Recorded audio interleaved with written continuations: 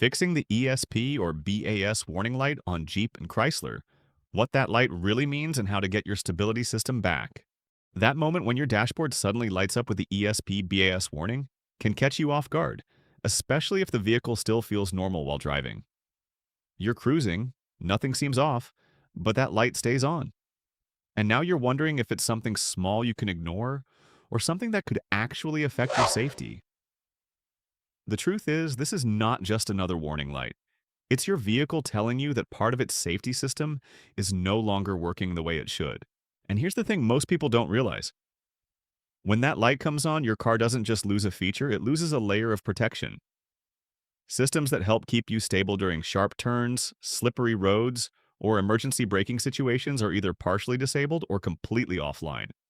So even if everything feels okay now, the moment you actually need that system, it might not be there to help you. So in this video, we're going to walk through this step by step in a simple and practical way.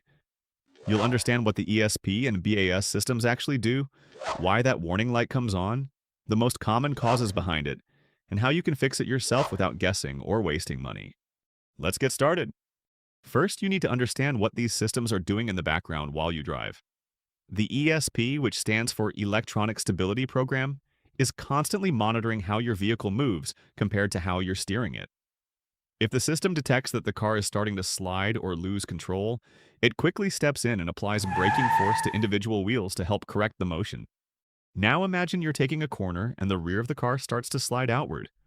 Without ESP, you'd have to react instantly and perfectly to correct that. But with ESP, the car helps you by applying the right amount of braking force to bring things back under control. Then there's the BOS, the brake assist system. This one focuses on emergency braking situations. A lot of drivers don't press the brake pedal hard enough during panic stops. BAS detects how quickly and forcefully you press the pedal, and if it senses an emergency, it automatically increases the braking force to help you stop faster. These two systems work closely together, along with other systems like ABS and traction control, and all of them rely on sensors and communication between different modules in the vehicle. So when one part of that system stops working properly, everything connected to it can be affected. That's why the warning light comes on. Now let's talk about how the light behaves, because that actually tells you a lot about what's happening. If the ESP BAS light is flashing, that usually means the system is actively working. For example, if you're driving on a wet or slippery road and the car detects wheel slip, the light flashes while the system is correcting it.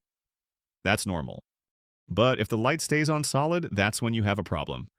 It means the system has detected a fault and has shut itself down. At that point, your car is operating without those extra safety features. In many cases, you might also notice multiple lights turning on at the same time. ABS, traction control, and ESP BAS all lighting up together.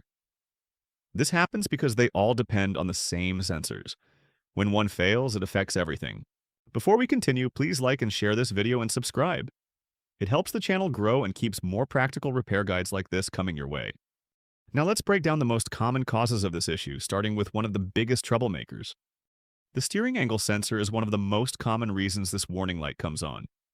This sensor tracks the position of your steering wheel and tells the system which direction you're trying to go. The vehicle then compares that information with how it's actually moving. If those two don't match, the system gets confused and shuts down to avoid making the wrong correction. This sensor is usually located behind the steering wheel, built into what's called the clock spring. Over time, this part can wear out, especially if the vehicle has been driven in rough conditions or has had steering-related work done. Another major cause is the wheel speed sensors. Each wheel has one, and they constantly monitor how fast each wheel is rotating. This data is critical for traction control and stability systems. If one of these sensors fails or sends incorrect data, the system can't accurately determine what's happening with the car. So it shuts down as a safety precaution. Sometimes the issue isn't the sensor itself, but dirt, rust, or debris blocking it. Other times it could be damaged wiring. In some cases, the wiring near the wheel gets loose or worn out and causes signal loss. Then there's the brake switch. This is a small part, but it plays an important role. It tells the system when you're pressing the brake pedal. If the switch fails or sends inconsistent signals, the system detects a mismatch between braking input and vehicle behavior, which can trigger the warning light. Another thing to consider is the ABS control module. This is the main unit that processes all the data from the sensors. If it starts failing, You'll usually see multiple warning lights and possibly notice unusual behavior, like a constant buzzing sound. At that point, the system is no longer functioning properly and needs attention. Now, here's where things get interesting. Not every ESP BAS warning means something is broken. Sometimes the system just needs to be recalibrated. This often happens after a battery replacement or if the battery voltage drops too low. When that happens, the system can lose its reference points and needs to relearn them. One simple method you can try is the steering reset. Start your vehicle and keep it in park. Turn the steering wheel all the way to the right until it stops. Then turn it all the way to the left. After that, bring it back to the center position and drive forward slowly. This helps the system relearn the correct steering position. In many cases, this alone can turn off the warning light. Another situation that causes this issue is after suspension work or wheel alignment. If the steering wheel is not perfectly centered while the wheels are straight, the sensor reads incorrect data.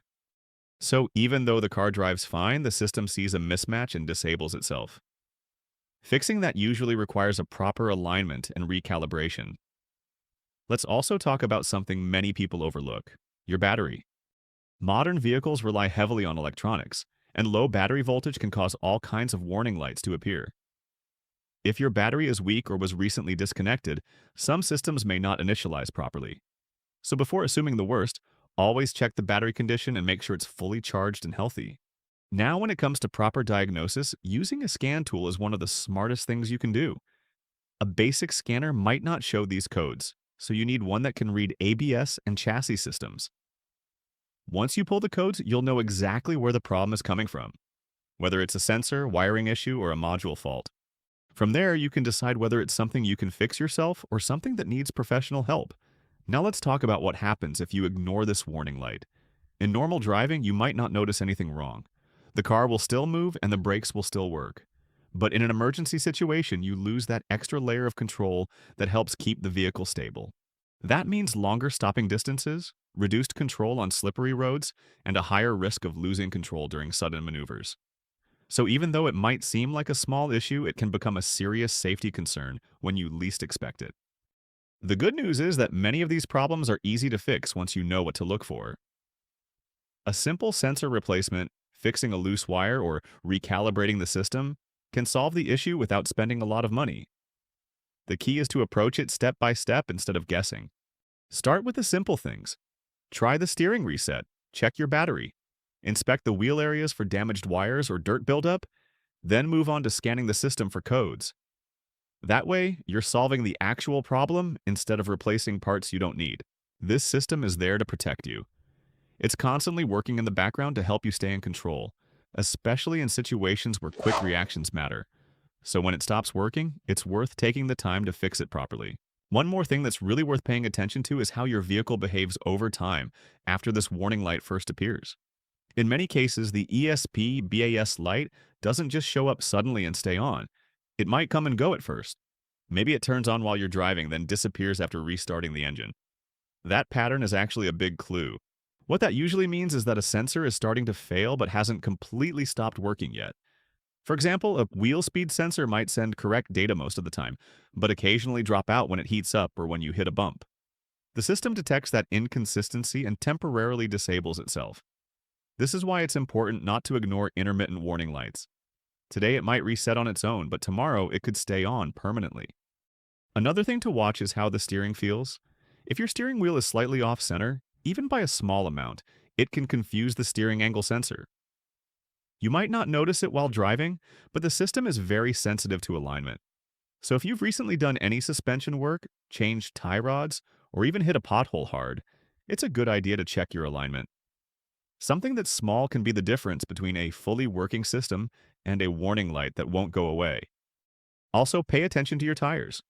Uneven tire sizes, worn tires, or even incorrect tire pressure can affect how the system reads wheel speed. Since everything is connected, one small inconsistency can throw off the entire system. So always make sure all 4 tires match in size and are properly inflated.